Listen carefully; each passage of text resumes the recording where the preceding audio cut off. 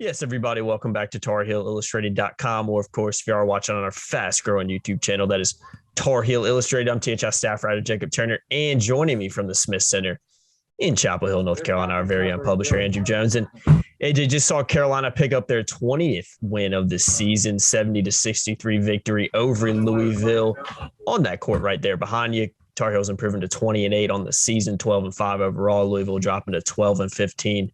6-11 in conference play. So, AJ, let's dive into it as we always do. Before we do that, I want to give a quick shout out to our podcast sponsor for this one, The Rogue Shop, specializing top shelf family grown hemp products, CBD, Delta 8, tinctures, oils, gummies, candies, whatever you're looking for. They've got you covered. I finally got my hands on some free samples as well, so I can vouch for it. You got that? Yep. You got yours? Did. Okay. Big shout out to them for sending me that. Really, really high quality stuff too. They got some really nice products. Everything's been impressed with everything that I've tried so far. The cream has been working on my shoulder big time in the last week. So shout out to the cream. That stuff is the real deal. Make sure you guys go check them out. Like I said, you can find the link to their website in the description below. But yeah, really high quality stuff, guys. Go check them out and check out their website. Surf around a little bit. So AJ, first thing I want to talk about though, in regards to Carolina's win over Louisville, is the way that Carolina really closed out the game. I think that's where we have to start. Close them out 12-3 over the final 6 minutes. Diving into a little bit deeper, UNC went on a 6-0 run in the final 1.5 minutes. Louisville did not score in the final 2:57.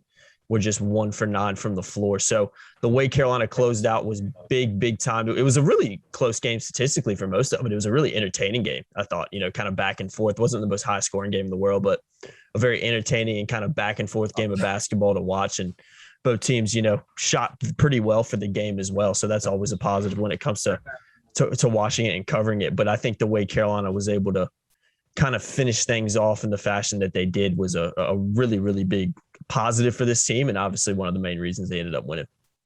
They held Louisville to 1 of 9 over the last 6 minutes and 23 seconds, which was with the run. They had 3 points. So that's where they won the game. They had to dig down. Hubert said that they were tired. He said he could see it in the way they rotated. You could see it in the way they dealt with screens and all different kinds. He gave about 5 or 6 examples of his team being tired during the course of the game. We could address the tired thing in a few minutes, but and Caleb also said that his legs were heavy.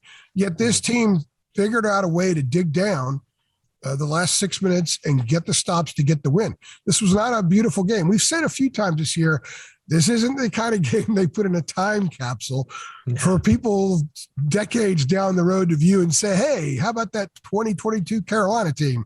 In a way, it should be, because this team is not pretty a lot. This team actually has won some rugged games for a club that people call soft. They're not soft. They just don't always have that extra layer of gusto in games. And there were times tonight they didn't have it. I think part of it's because they're just tired sometimes. Yeah. And absolutely. They played at Virginia Tech the other day, a physical game, an emotional game, a game that they found a way to win late, and they salted it away late. And they did the same thing tonight to a team that played them very physically 3 weeks ago at the Yum Center. I told you after that game, that's the angriest I've heard a fan base on the road in my entire career. And I've seen a ton of stuff, okay, at all levels, various different sports. And that was a wild game. That game got chippy late, and they kind of knew that Louisville was going to bring some of that in here. The Cardinals aren't playing for a whole lot. They got an interim coach. Their coach was fired last month. These kids finally won the other day, which, by the way, they ended a 7-game losing streak. They've won twice since January 5th. So this game was a galvanizing thing for them, and they brought their lunch pails, and they brought some skill out here. I thought that the Cardinals did some nice things, even when the Tar Heels defended them. They didn't defend all night. There were times they didn't defend much, and they put themselves in a position where they had to dig down and get a win, or have this thing go down to the wire and take your chances in a game like that. And when you're tired and you're short on shots like a lot tonight, you don't know if those things are going to go in. So they did dig down, held them 1 of 9, their last 9 shots, and they got the win. Hubert was very proud of that. He actually said that the best defense they played all night was in the last 6 minutes, and really the last 3 minutes.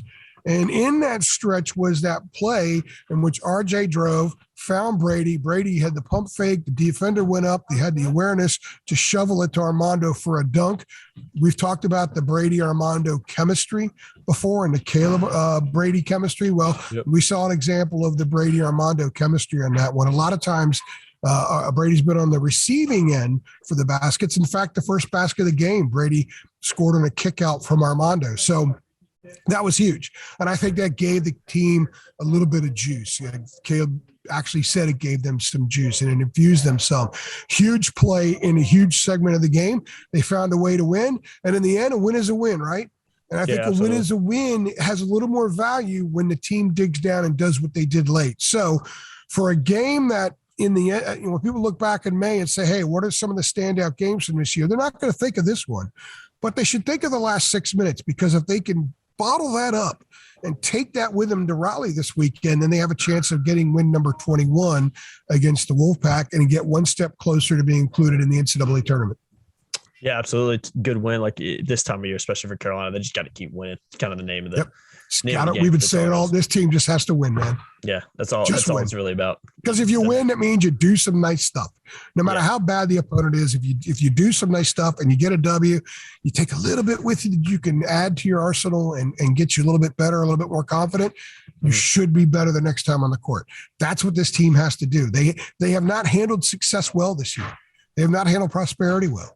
And I wrote a column the other day about them bouncing back in Blacksburg. And some people are like, man, why are you writing the bounce back thing again? You've written that a lot this year. I said, well, they keep putting themselves in position to have to bounce back. So we know they've mastered the art of bouncing back. Now they have to master the art of not having to bounce back, not putting themselves in that situation. And they were dangerously close to being in that situation again after tonight's game, because it kind of looked like, man, I don't know if this club's got the juice to do this, but they dug down, found enough, and got the W.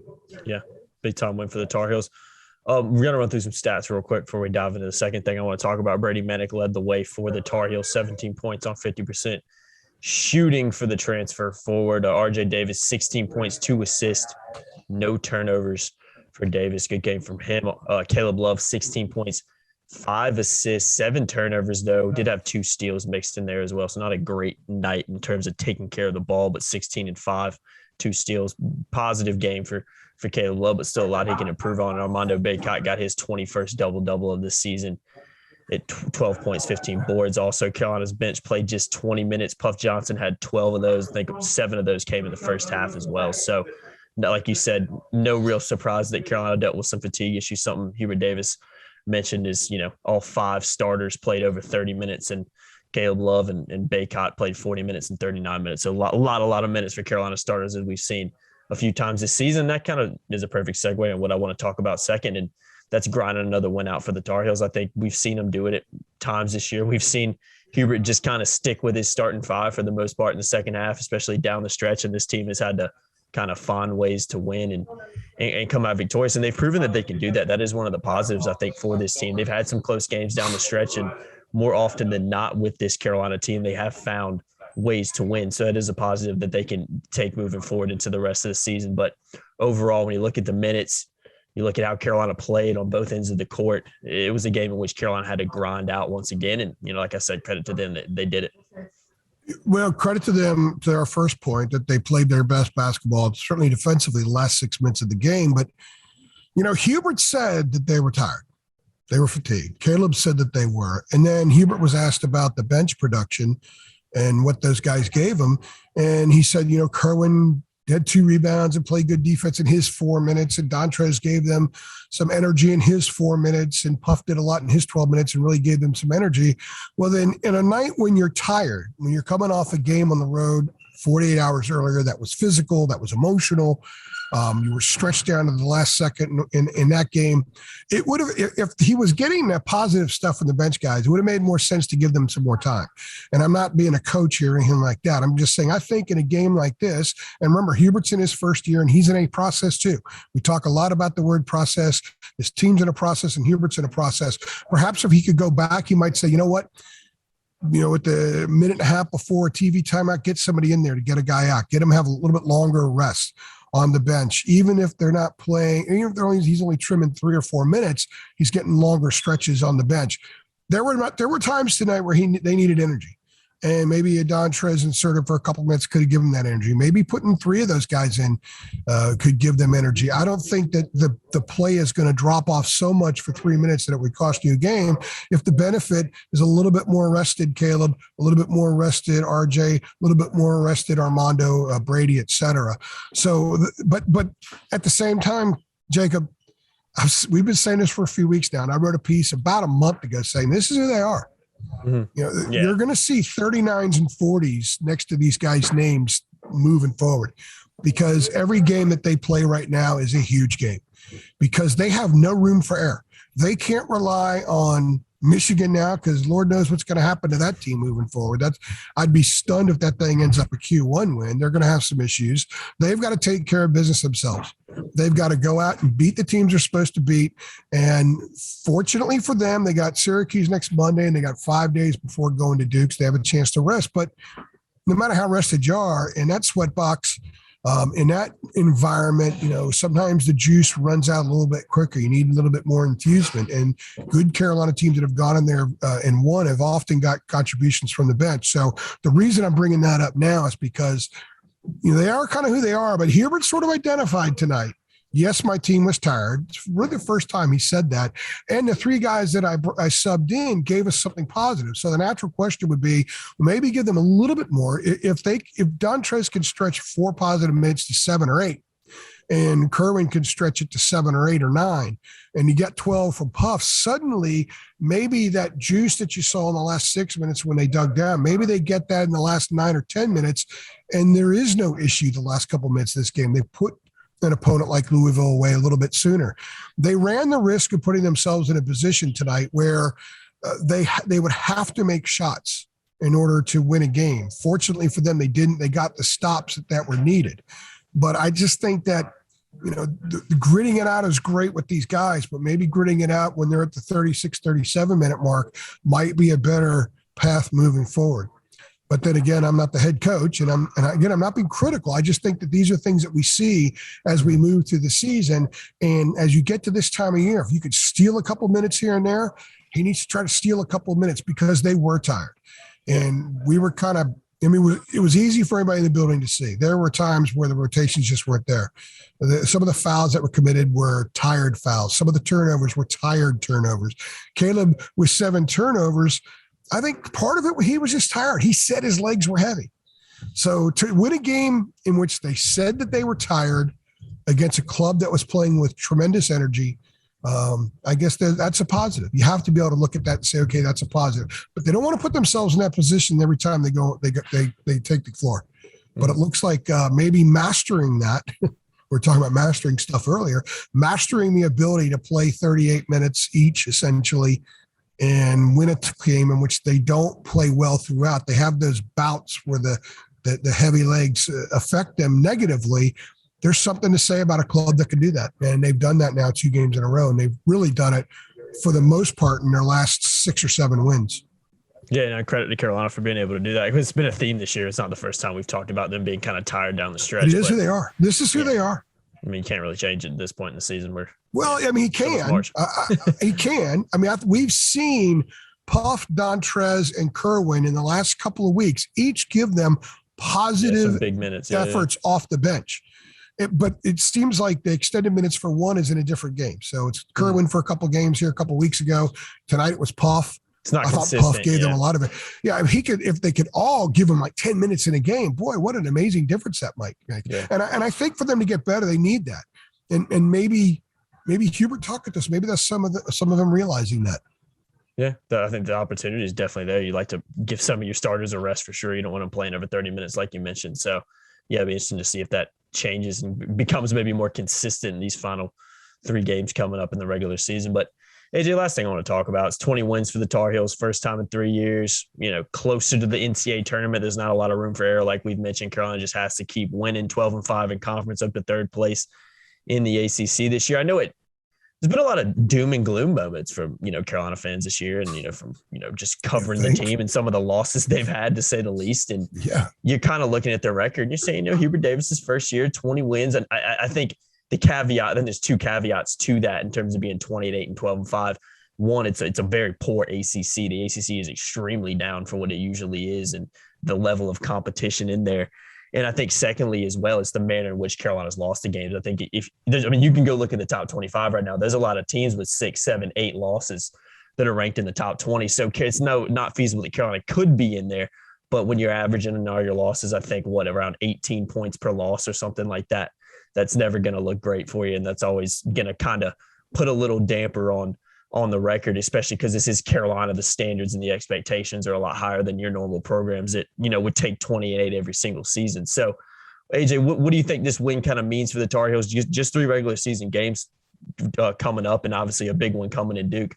Carolina's got a chance to finish the season strong and, have some confidence heading into the ACC tournament. Well, it's the 62nd time in Carolina basketball history they've won 20 games. And it's the first time in 3 years.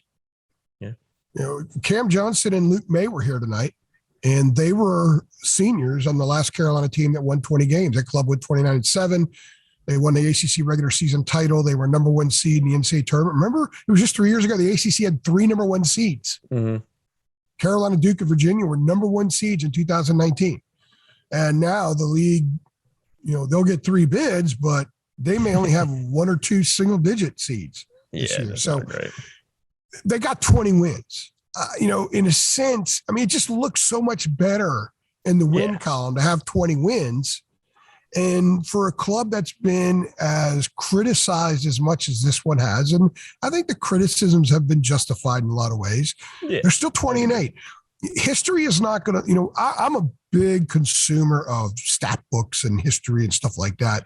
The ACC thing is running on ACC Network as we tape this right now, and I'm taping it, and I'll probably watch it at about 3 a.m. tonight after I finish my works. I love that kind of stuff, but I love looking at old standings, old NFL standings, old baseball standings, old ACC football, basketball standings. And 25 years from now, when someone looks back at this year, there's not going to be a little asterisk saying, well, the ACC was really bad that year. Hubert's got 20 wins in his first year. These kids have 20 wins. They didn't have 20 last year. They didn't have 20 the year before. They've got 20, and they should win several more games at the minimum. So I think it's good for them. I think it's a little bit of a confidence thing. I think Adam Smith asked Hubert tonight about, hey, you got your 20th win. Hubert's like, I didn't really thought about it. And he kind of went on like, this is pretty cool. Got 20 wins. It's a down year for the league, but it doesn't matter. These guys have still won 20 games. They cannot they have nothing to do with how the other teams play in the rest of their games, aside from when they play them. They have no control over how down the ACC is. They have 12 wins in the league. They've got 20 wins overall. They have a chance, I think, to get a few more. Certainly, they should win 2 more in the league. They should have at least 22 wins when they go to Brooklyn. And they should be able to win a game or 2 in Brooklyn at the minimum. But this is good because I think that these kids could feel a little bit more like Tar Heels. And Hubert talked a lot in the off season, in the preseason, and then once we started November, early December, play a lot about how he wanted these kids to feel like Carolina basketball players. He wanted them to have the Carolina experience. Only Leakey had experienced what it was like to win an ACC title, a regular season title, to be a number 1 seed, to kind of roll into someone's arena with North Carolina in your chest and be looked at by opposing fans, by opposing teams as that Goliath North Carolina. They went 14-19 during his sophomore year. That was injury riddled. They went 18-11 last year. They bowed out in ugly fashion. It just wasn't a very fun year in a lot of ways. And this year has kind of been wobbly as well, but here they are. 20 wins on February 21st. I think that's something to say for these guys that they've gotten there, and they should get more wins. So they can kind of sit back and feel a little bit more like Tar Heels. And I think that with the stress that they've been under, and they've been under a lot of stress, they're starting to open up a little bit more about the nervousness and the tension and the stress of being on the NCAA bubble and how they've been the most discussed team at times about why they shouldn't be there. Every national guru out there has been looking for reasons why they shouldn't be in the tournament. Well, they got 20 wins now, and they got their Q1 win the other day. And goodness knows if Michigan somehow finds a way to pull things together and win some games here in the closing weeks, that maybe that's a Q1 win. Maybe they go win at Duke. Duke's going to be the club with a lot of pressure in that game. These guys have got their 20 wins. They should have 22 at that time, 14, and they should be totally at ease and relaxed in the club that's ready to roll and loose when they go into Cameron. So I think it's a positive. A lot of people will say 20 wins is not a big deal in college basketball anymore. I agree in some ways it's not. But when you won 14 2 years ago and 18 last year and got blown out in your one NCAA tournament game, I think this is something that Carolina fans feel pretty good about and these kids feel pretty good about. But it shouldn't be the end. No satisfaction at all. No. They should say, okay, that's just the most recent win. We've got more work to do. Mm-hmm. Most definitely. Yeah. That should be the mindset, Jacob. Yeah. And I think Carolina fans should view it that way as well. Absolutely. But nonetheless, 20 wins for the Tar Heels this season, 70-63 win over Louisville. Good place to wrap this one up, AJ. I've been Jacob Turner. He's been Andrew Jones. Make sure you guys keep it locked to TarHeelIllustrated.com for all your post-game coverage from tonight's game. Obviously, big game in Raleigh. I don't know if you guys have heard, coming up this weekend on Saturday. AJ will be there. We'll have a good little I'm sure we'll have a good little THI outing over there as well. So we'll have some good numbers over there representing. Aren't you credentialed for that one too? Yeah, yeah. Okay. I think I'll be there for that one. Yeah, and I think Kevin Roy is shooting that game. Okay. Yeah, nice. I think Kevin Roy's shooting that game. I figured we'd have a good turn. We always have a good turnout in Raleigh. You know, we always like. I love going over there. This is going to be their. We're going to do a preview pod later on the week. This is going to be their damn Super Bowl, man. Yeah, it's going to be a hornet's nest over there, and I love that stuff. No, I love it absolutely. It's always a fun game to go cover, to say the least. So for all your post game coverage tonight, all your coverage leading up to that game as well, make sure you guys keep it locked. Like I said, to TarIllustrated.com. Link to our websites in the description below. You can sign up to be a premium member for just $8.33 a month. Great time to do so. So come on if you want some extra content and access to our premium message boards that you can only have if you are signed up. Make sure you check out the Road Shop as well. Link to their websites in our description below. Go get some of their awesome products. And you guys know the drill. Like, share, subscribe. AJ, we're just, I think, about 700 subscribers away from 10K. I got to throw that one in there. I'm trying to get the people to keep subscribing. We need it. We got to hit that 10K before the end. We need that, so then you could start pitching for 11K once we get to that. Exactly. Wait, it's only up from 10K. We're 20K is coming in hot after that. So we all keep hitting the subscribe button and sharing with everybody. We've loved the growth we've seen over here, and hopefully we'll hit 10K sometime in March before the season wraps up. But I've been Jacob Turner. He's been Andrew Jones. Thanks for watching, guys. We'll see you in the next one. Thanks.